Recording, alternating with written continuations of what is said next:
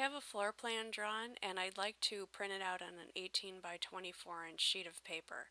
What I'm going to do is, I'm in model space right now, I'm going to left click to go to the layout tab. This is paper space, and as you can see here, this boundary here defines my sheet. I'm going to rename the layout by right clicking on the tab and choosing rename. I'll call it A-1. Next, I'm going to format my sheet. I'm going to right click on my A1 tab and choose the Page Setup Manager. Click on Modify.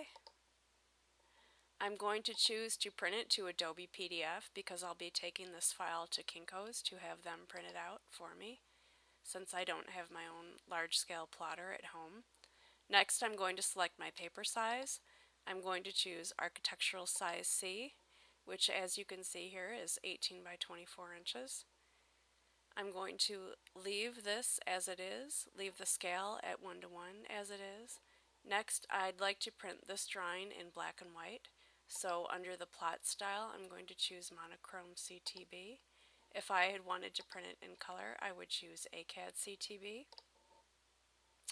Next, I'm going to click the OK button, click Close, and my sheet is now formatted.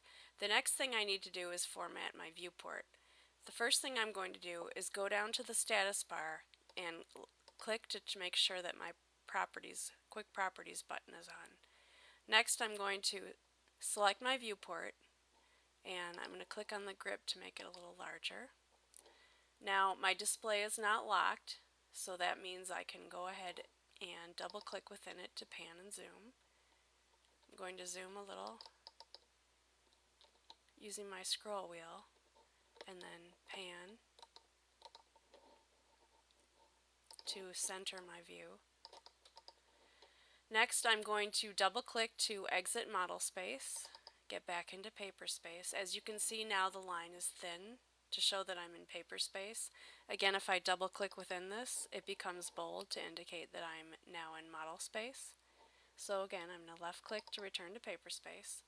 Now I can select my viewport, and up in this Quick Properties dialog box, I'm going to choose my scale. Where it says standard scale, I'm going to select 1/8 inch scale for this particular drawing. That's a bit small. I'm going to try 1/4 instead.